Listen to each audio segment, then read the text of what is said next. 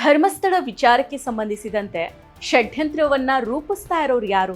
SIT ತನಿಖೆ ನಡೀತಾ ಇರುವಾಗ NIA ತನಿಖೆ ಯಾಕೆ ಬೇಕು?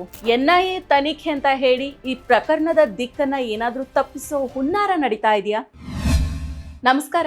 ಧರ್ಮಸ್ಥಳದ ಅಸಹಜ ಸಾವುಗಳ ಪ್ರಕರಣಕ್ಕೆ ಸಂಬಂಧಿಸಿದಂತೆ SIT ತನಿಖೆಯನ್ನ ನಡೆಸ್ತಾ ಇದೆ. ಆದ್ರೆ ಈ ತನಿಖೆಗೆ ಸಪೋರ್ಟ್ ಮಾಡದೇ ಇರೋ ಈ ಬಿಜೆಪಿ ನಾಯಕರು SIT ತನಿಖೆಯ ಬದಲಾಗಿ ಈ ಪ್ರಕರಣವನ್ನ ರಾಷ್ಟ್ರೀಯ ತನಿಖಾ ಸಂಸ್ಥೆಗೆ ವಹಿಸಬೇಕು ಅಂತ ಆಗ್ರಹವನ್ನ ಮಾಡ್ತಾ ಇದ್ದಾವೆ. ಹೌದು, ಧರ್ಮಸ್ಥಳ ಪ್ರಕರಣವನ್ನ ರಾಷ್ಟ್ರೀಯ ತನಿಖಾ ಸಂಸ್ಥೆಗೆ ತನಿಖೆಗೆ ನೀಡಬೇಕು ಅಂತ ಬಿಜೆಪಿ ರಾಜ್ಯ ಸರ್ಕಾರದ ಮೇಲೆ ಒತ್ತಡವನ್ನ ಹೇರ್ತಾ ಇದೆ.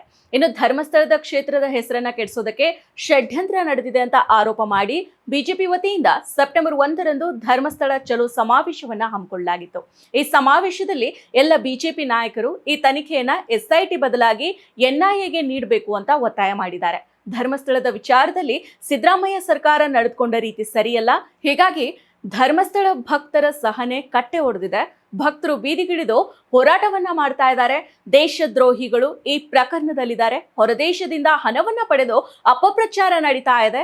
ಕಾಂಗ್ರೆಸ್ನಿಂದ ನ್ಯಾಯ ಸಿಗೋದಕ್ಕೆ ಸಾಧ್ಯ ಇಲ್ಲ. ಹೀಗಾಗಿ CBI ಅಥವಾ NIA ತನಿಖೆ ಆಗ್ಲೇಬೇಕು ಅಂತ ಬಿಜೆಪಿಯ ರಾಜ್ಯಾಧ್ಯಕ್ಷ ವಿಜೇಂದ್ರ ಅವರು ಆಗ್ರಹ ಮಾಡಿದ್ದಾರೆ. ನೂರಾರು ಶವಗಳನ್ನ ಅಕ್ರಮವಾಗಿ ತಾನೇ ಹೂತು ಹಾಕಿರುವುದಾಗಿ ಚಿನ್ನಯ್ಯ ದೂರನ್ನ ನೀಡಿದ ಬಳಿಕ ಇದು ದೊಡ್ಡ ಮಟ್ಟದಲ್ಲಿ ಸುದ್ದಿಯಾಗಿತ್ತು. SIT ರಚನೆ ಮಾಡಬೇಕು ಅಂತ ಒತ್ತಡವೂ ಕೂಡ ರಾಜ್ಯ ಸರ್ಕಾರಕ್ಕೆ ಹೆಚ್ಚಾಯಿತು. ಈ ಪ್ರಕರಣದ ತನಿಖೆಗೆ SIT ತಂಡ ರಚಿಸಬೇಕು ಅಂತ ಸುಪ್ರೀಂ ಕೋರ್ಟ್ನ ನಿವೃತ್ತ ನ್ಯಾಯಮೂರ್ತಿ ವಿ ಗೋಪಾಲ್ ಗೌಡ ಸೇರಿದಂತೆ ಅನೇಕ ವಕೀಲರು CMಗೆ ಮನವಿಯನ್ನ ಸಲ್ಲಿಸಿದ್ರು.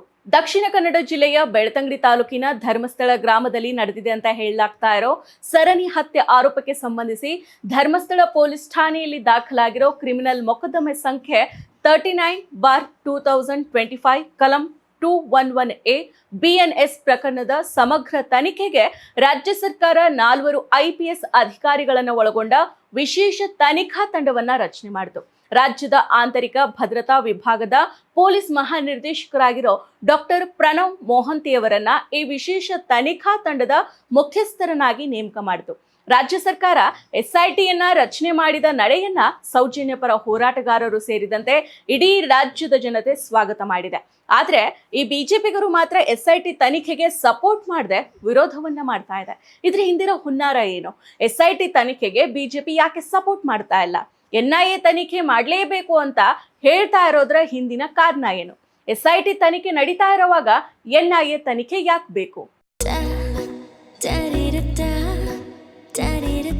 ನನಗಿಷ್ಟ ನಂದಿನಿ ತುಪ್ಪ, ಶುದ್ಧ ತುಪ್ಪ ಅಂದ್ರೆ ನಂದಿನಿ. ಹಾಗಿದ್ರೆ ಈ SIT ಮತ್ತು NIA ಈ ಎರಡೂ ತನಿಖೆಗಳು ಹೇಗಿರುತ್ತೆ? ಭಾರತದ ಕಾನೂನು ವ್ಯವಸ್ಥೆಯಲ್ಲಿ ತನಿಖೆಯನ್ನ ವಿವಿಧ ಏಜೆನ್ಸಿಗಳ ಮೂಲಕ ನಡೆಸಲಾಗುತ್ತೆ. ಇವುಗಳಲ್ಲಿ ವಿಶೇಷ ತನಿಖಾ ತಂಡ ಮತ್ತು ರಾಷ್ಟ್ರೀಯ ತನಿಖಾ ಸಂಸ್ಥೆ ಪ್ರಮುಖ ಆಗಿದ್ದಾವೆ. ಈ ಎರಡೂ ಸಂಸ್ಥೆಗಳು ಕಾನೂನಿನ ಚೌಕಟ್ಟಿನಲ್ಲಿನೇ ಕೆಲಸ ಮಾಡ್ತವೆ. ಆದ್ರೆ ಇವುಗಳ ಕಾರ್ಯನಿರ್ವಹಣೆ, ಉದ್ದೇಶ ಮತ್ತು ಅಧಿಕಾರ ವ್ಯಾಪ್ತಿಯಲ್ಲಿ ವ್ಯತ್ಯಾಸಗಳಿದಾವೆ. ಆದ್ರೆ ಇದಕ್ಕೆಲ್ಲ ಅಪವಾದ ಅನ್ನುವಂತೆ ರಾಜ್ಯದ ತನಿಖಾ ಸಂಸ್ಥೆಗಳು ಹೈ ಪ್ರೊಫೈಲ್ ಕೇಸ್ಗಳಲ್ಲಿ ಪಾರದರ್ಶಕ ಮತ್ತು ತ್ವರಿತ ತನಿಖೆಯನ್ನ ನಡೆಸಿ ಬೇಗ ನ್ಯಾಯದಾನ ಆಗುವಂತೆ ಮಾಡಿದಾವೆ. ಇದಕ್ಕೆ ಇತ್ತೀಚಿನ ಪ್ರಕರಣಗಳೇ ಉದಾಹರಣೆಗಳಾಗಿದ್ದಾವೆ.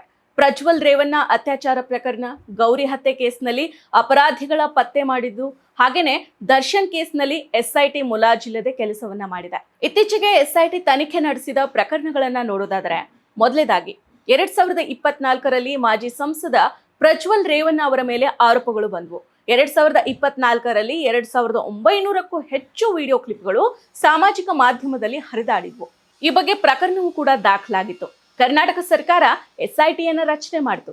2024ರ ಮೇ 31ರಂದು ಪ್ರಜ್ವಲ್ ಜರ್ಮನಿಯಿಂದ ಮರಳಿದ ನಂತರ ಆತನನ್ನ ಬಂಧನ ಮಾಡಲಾಯಿತು.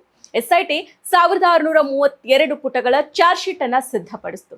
2025ರ ಆಗಸ್ಟ್ 2ರಂದು ವಿಶೇಷ ನ್ಯಾಯಾಲಯ ಒಂದು ಅತ್ಯಾಚಾರ ಪ್ರಕರಣದಲ್ಲಿ ಪ್ರಜ್ವಲ್ ರೇವಣ್ಣಗೆ ಜೀವಾವಧಿ ಶಿಕ್ಷೆಯನ್ನ ವಿಧಿಸಿದೆ. ಈ ಪ್ರಜ್ವಲ್ ರೇವಣ್ಣ ಪ್ರಕರಣದಲ್ಲಿ SITಯ ತ್ವರಿತ ಕಾರ್ಯಾಚರಣೆಯಿಂದ 1 ವರ್ಷದೊಳಗೇನೆ ತೀರ್ಪು ಬಂತು. ಇದು ರಾಜ್ಯ ತನಿಖಾ ಸಂಸ್ಥೆಯ ಕಾರ್ಯಕ್ಷಮತೆಯನ್ನ ತೋರಿಸುತ್ತೆ. ಇನ್ನು ಪತ್ರಕರ್ತೆ ಗೌರಿ ಲಂಕೇಶ್ ಅವರ ಹತ್ಯೆ ಪ್ರಕರಣಕ್ಕೆ ಸಂಬಂಧಿಸಿದಂತೆ 2018ರಲ್ಲಿ ಎಸ್ಐಟಿ ತನಿಖೆಯನ್ನ ಆರಂಭ ಮಾಡಿತು. ಎಸ್ಐಟಿ 2018ರಲ್ಲಿ ಕೆಟಿ ನವೀನ್ ಕುಮಾರ್ ಸೇರಿದಂತೆ ಹಲವು ಆರೋಪಿಗಳನ್ನ ಬಂಧನ ಮಾಡಿತು. ಈ ಪ್ರಕರಣ ದಾಭೋಲ್ಕರ್, ಪನ್ಸಾರೆ ಮತ್ತು ಕಲಬುರ್ಗಿ ಹತ್ಯೆಗಳೊಂದಿಗೆ ಸಂಬಂಧವನ್ನ ಹೊಂದಿದೆ ಅಂತ ಕಂಡುಹಿಡಿಯಲಾಯಿತು. ಆದ್ರೆ ಎಲ್ಲ ಆರೋಪಿಗಳ ವಿರುದ್ಧ ಇನ್ನೂ ಕೂಡ ತೀರ್ಪು ಬಾಕಿ ಉಳಿದಿದೆ. ಹಾಗೇನೆ ಸಾಕ್ಷಿದಾರರ ಹೇಳಿಕೆಯನ್ನು ಪಡೆಯೋದು ಕೂಡ ಬಾಕಿ ಇದೆ.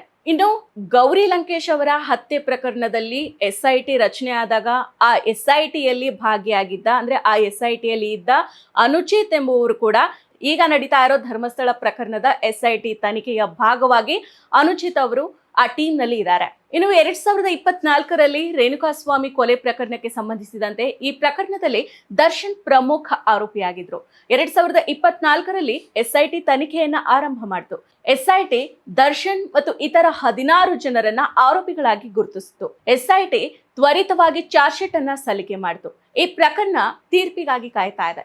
ಈ ಪ್ರಕರಣದಲ್ಲಿ ಎಸ್ಐಟಿ ಮುಲಾಜಿಲ್ಲದೇನೆ ತನಿಖೆಯನ್ನ ನಡೆಸಿದೆ. ಪಾರದರ್ಶಕವಾಗಿ ಈ ತನಿಖೆಯನ್ನ ನಡೆಸಿದೆ. ಇದು ರಾಜ್ಯ ತನಿಖಾ ಸಂಸ್ಥೆಯ ಸಾಮರ್ಥ್ಯವನ್ನ ತೋರಿಸುತ್ತೆ. ಇನ್ನು ಸಿಬಿಐ ಪ್ರಕರಣಗಳನ್ನ ನೋಡೋದಾದ್ರೆ 2017ರಲ್ಲಿ ನಡೆದ ಪರೇಶ್ ಮೇಸ್ತಾ ಕೊಲೆ ಪ್ರಕರಣಕ್ಕೆ ಸಂಬಂಧಿಸಿದಂತೆ 2018ರಲ್ಲಿ ಸಿಬಿಐಗೆ ಈ ಪ್ರಕರಣ ವರ್ಗಾವಣೆ ಮಾಡಲಾಗಿತ್ತು. ಈ ಅವಧಿಯಲ್ಲಿ ಕೇಂದ್ರದಲ್ಲಿ ಬಿಜೆಪಿ, ರಾಜ್ಯದಲ್ಲಿ ಕಾಂಗ್ರೆಸ್ ಸರ್ಕಾರ ಇತ್ತು. ಈ ಪ್ರಕರಣವನ್ನ ಸಿಬಿಐಗೆ ವರ್ಗಾವಣೆ ಮಾಡಬೇಕು ಅಂತ ಬಿಜೆಪಿ ಒತ್ತಾಯವನ್ನ ಮಾಡಿತ್ತು. ಆದ್ರೆ ಬಿಜೆಪಿ ಮಾಡಿದ ಆರೋಪಗಳು ಸಾಬೀತಾಗಲಿಲ್ಲ. ಇನ್ನು 2015ರಲ್ಲಿ IAS ಅಧಿಕಾರಿ DK ರವಿ ಅವರ ಪ್ರಕರಣವನ್ನ ನೋಡೋದಾದ್ರೆ ಈ ಪ್ರಕರಣವನ್ನ ಸಿಬಿಐಗೆ ವರ್ಗಾವಣೆ ಮಾಡಲಾಗಿತ್ತು. ಇದು ಕೂಡ ಬಿಜೆಪಿಯ ಒತ್ತಡದಿಂದಾಗಿ ಈ ಪ್ರಕರಣವನ್ನ ವರ್ಗಾವಣೆ ಮಾಡಲಾಗಿತ್ತು. ಸಿಬಿಐ ತನಿಖೆ ರವಿಯ ಸಾವು ಆತ್ಮಹತ್ಯೆ ಅಂತ ಹೇಳ್ತು. ಈ ಅವಧಿಯಲ್ಲಿ ಕರ್ನಾಟಕದಲ್ಲಿ ಕಾಂಗ್ರೆಸ್ ಸರ್ಕಾರ ಅಧಿಕಾರದಲ್ಲಿತ್ತು. ಸೊ ಇಷ್ಟೆಲ್ಲಾ ಪ್ರಕರಣಗಳನ್ನ ಎಸ್ಐಟಿ ತನಿಖೆ ನಡೆಸಿರುವಾಗ ಇದಕ್ಕೆ ಸಪೋರ್ಟ್ ಮಾಡದೆ ಈ ಬಿಜೆಪಿಗರು NIA ತನಿಖೆಗೆ ಒತ್ತಾಯವನ್ನ ಮಾಡ್ತಾ ಇದ್ದಾವೆ. ನೆಲದ ಕಾನೂನಿನ ಮೇಲೆ, ನೆಲದ ತನಿಖಾ ಸಂಸ್ಥೆ, ಪೊಲೀಸ್ ವ್ಯವಸ್ಥೆ ಮೇಲೆ ನಂಬಿಕೆ ಇಲ್ಲದೆ ಇರೋ ಇವರುಗಳು NIA ತನಿಖೆಗೆ ಒತ್ತಾಯ ಮಾಡ್ತಾ ಇರೋದು ಎಷ್ಟು ಸರಿ? ಬಿಜೆಪಿಗರ ಈ ನಡೆ ಎಸ್ಐಟಿ ಮೇಲಿನ ವಿಶ್ವಾಸ ಕುಸಿಯುವಂತೆ ಮಾಡೋ ತಂತ್ರವನ್ನ ಹೊಂದಿದಂತೆ ಕಾಣಿಸ್ತಾ ಇದೆ. ತನಿಖೆಯ ದಿಕ್ಕನ್ನ ತಪ್ಪಿಸೋ ಹುನ್ನಾರ ನಡೀತಾ ಇದೆ ಅನ್ನೋದು ಮುಚ್ಚಿಡೋ ಸಂಗತಿಯಾಗಿ ಏನು ಉಳಿದಿಲ್ಲ. ಮತ್ತಷ್ಟು ವಿಶೇಷ ವಿಡಿಯೋಗಳನ್ನು ನೋಡಲು ಮತ್ತು ಹೊಸ ವಿಡಿಯೋಗಳ ಬಗ್ಗೆ ತಿಳಿಯಲು ಈ ದಿನ .com ಯೂಟ್ಯೂಬ್ ಚಾನೆಲ್ ಸಬ್ಸ್ಕ್ರೈಬ್ ಮಾಡಿ ಮತ್ತು ಬೆಲ್ ಐಕಾನ್ ಕ್ಲಿಕ್ ಮಾಡಿ.